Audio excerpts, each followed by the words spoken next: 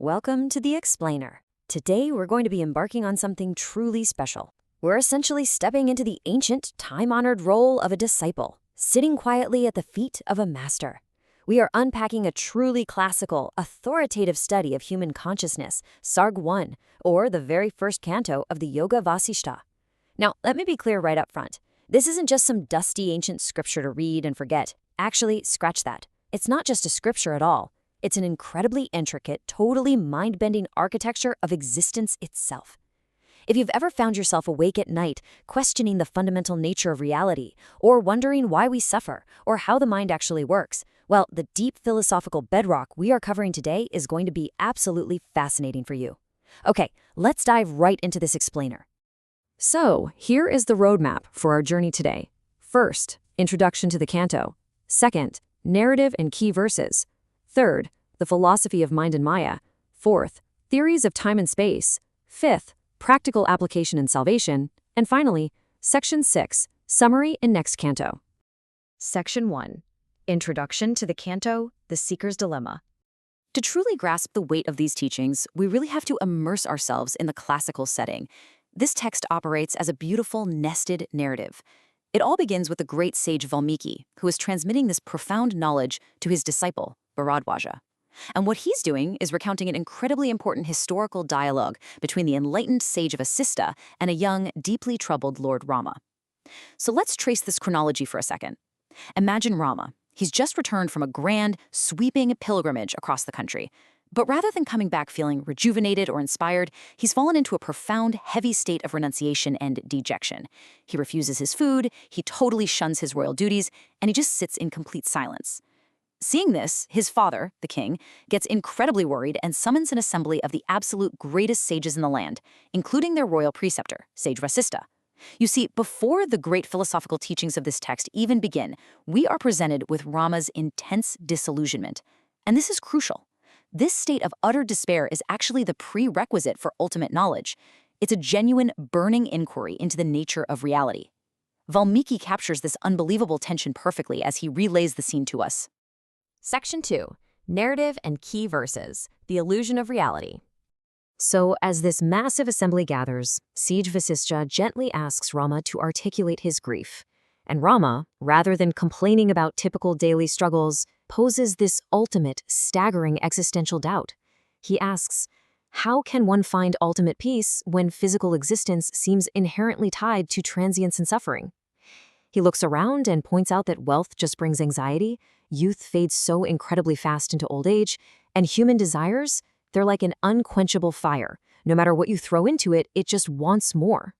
Rama emphasizes that true spiritual seeking fundamentally begins right here, with questioning the absolute validity and permanence of the visible world. His logic is piercing. If literally everything we see decays and dies, what is the point of engaging with any of it? And this brings us right to the foundational inquiry of the entire text.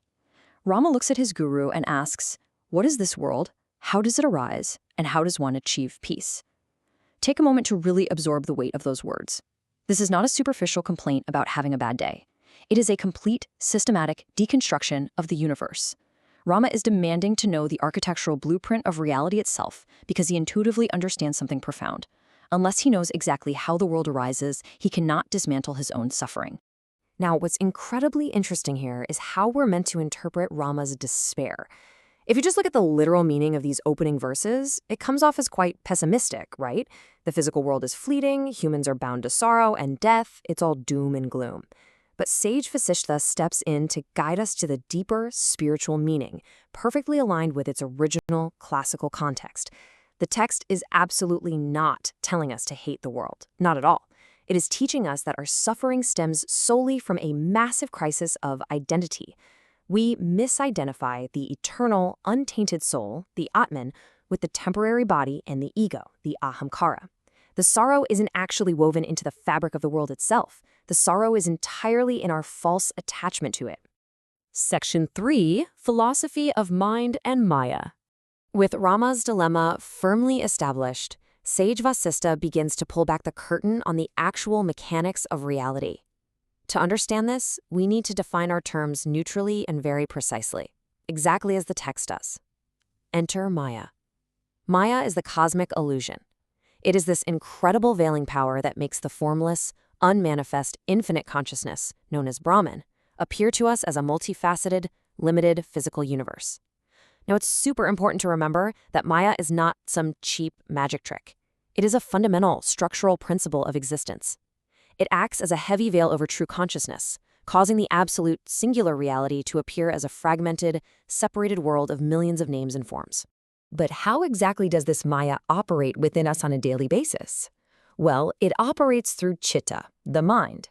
The mind is the active consciousness. It is the primary architect that is constantly projecting the illusion of reality outward, using intent, desire, and imagination. Think of it this way. Maya is the canvas, but chitta is the painter. The mind itself is the engine of the cosmic illusion we experience every single second. Wherever your mind goes, your reality follows. And the ultimate secret here? When the mind ceases its restless, nonstop projection, the illusion totally collapses, and only pure consciousness remains. Section 4. Theories of Time and Space. All right, now we are shifting into the text's incredibly advanced cosmological theories. And frankly, these hold surprising, almost eerie parallels to modern multidimensional physics. The ancient sages outlined 3 distinct dimensions of space, which they called akasha. Let's break them down. First, there's Bhutakasha. This is the physical space we navigate with our physical bodies, the room you're in right now. Second is Chittakasha, the mental space. This is where your dreams, your passing thoughts, and your wild imaginations reside. And third, there is Chittakasha, the supreme, infinite space of pure consciousness that contains absolutely everything. These sages viewed reality as nested dimensions, kind of like Russian nesting dolls. Physical space is just a tiny, dense, frozen subset of mental space. And mental space? That's just a tiny ripple in the vast supreme ocean of pure consciousness. Building directly on this concept of nested space, the text drops a massive, reality-altering philosophical revelation. Time and space are not absolute physical realities. Just think about your own life for a second. Think about how time absolutely flies when you're having fun with friends, but it drags on endlessly when you're incredibly bored. This text argues that time and space are psychological constructs, born entirely from the mind's habit of sequential processing. If the mind creates space, it logically follows that it also manufactures time.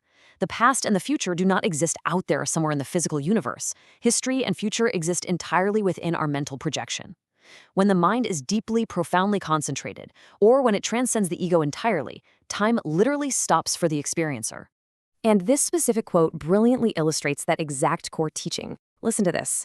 Just as a dream city exists within the mind, this entire cosmos exists within the space of consciousness. Have you ever had an incredibly vivid dream? While you're dreaming, you create an entire city. You create people, you create the passage of time, and you create physical space, all entirely out of your own mind. And while you are deeply immersed in that dream, it feels absolutely physical and 100% absolute. You don't question it. Vasistha tells Rama that our waking life is exactly the same mechanism. It is simply a grand collective projection occurring within the infinite space of Chittakasha. Section 5. Practical Application and Salvation. Okay, so it is definitely time to ground all this high philosophy. How does a modern disciple actually use this knowledge to achieve salvation, or moksha? The text doesn't just leave us with theories, it prescribes a rigorous step-by-step methodology for transcending the mind's illusions. Step 1 is vairagya, or dispassion. This is exactly what Rama was experiencing, a total detachment from sensory outcomes and worldly ambitions. Step 2 is vichara, which means relentless self-inquiry. You have to constantly analyze the ego, persistently asking, who am I, and tracing the mind back to its original source. Step 3 is tattva-jnana, the ultimate realization of the supreme truth. This is the moment where the persistent illusion of the separate ego dissolves completely into pure, unadulterated consciousness. The ultimate goal of this rigorous path is to become what's called a jivan mukta. This is a beautiful Sanskrit term for one who achieves total salvation while still living in the physical body. A jivan mukta participates completely and fully in the world. They can rule mighty kingdoms, they can raise loving families, or they can engage in complex society. But they do all of it without a trace of ego, attachment, or suffering. Renunciation here isn't about packing your bags and escaping to a dark cave in the Himalayas. It is about completely radically changing how your mind interacts with the visible world. It is the ultimate inner renunciation. So, the crucial takeaway here is the very tangible contrast in how these two different states actually experience existence. The bound soul identifies exclusively with ahamkara, the ego. And because the ego is entirely tied to the fluctuating physical world, The bound soul is forced to constantly ride this chaotic roller coaster of transient joy and inevitable sorrow. In stark contrast, the liberated soul, the Jivan Mukta, rests entirely and securely in Chitakasha, pure consciousness. Even while their physical body moves through the chaotic world, the liberated soul remains utterly peaceful, acting as a beautifully detached, joyful witness to the grand play of Maya. Section 6. Summary and Next Canto. We have journeyed quite a long way today, from Rama's crushing despair all the way to the dizzying heights of cosmic liberation. Let's do a thorough summary of everything we've covered in Sarg-1 to lock this in. Looking at the narrative column, we started with Rama's intense existential doubt and profound inquiry into suffering. This taught us that genuine spiritual seeking absolutely requires us to deeply question our baseline reality. Moving to the philosophy column, sage Vasistha revealed that the physical world is essentially an illusion governed by Maya. Furthermore, time and space are merely psychological projections of our own mind, or chitta. Finally, in the application column, we learned that by practicing strict dispassion and relentless self-inquiry, one can actually stop the mind's projections, transcending all suffering to attain the perfectly liberated state of a Jivan Mukta. The logical connection across all these points is crystal clear.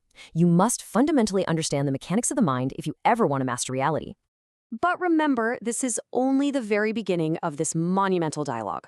Coming up in our next explainer covering this extraordinary text, we are going to dive into a much deeper exploration of the seeker's qualifications. We'll be looking at the Mumukshu Yavahara, which details the exact behavior and the internal mechanics of the intense spiritual yearning required to actually walk this difficult path, as Vasistha begins to lay out the precise blueprint for Rama to follow. I want to leave you with a final provocative thought to reflect upon as we close out today's explainer. The ancient sages taught us today that your mind is the absolute, uncontested architect of your experience. So, if time, space, and reality are indeed constructs of your own mind, what kind of universe are you choosing to project today? Are you passively projecting limitation, anxiety, and sorrow? Or are you actively choosing to project peace, clarity, and boundless consciousness? Thank you so much for learning with me today. Keep questioning, keep seeking, and I will see you in the next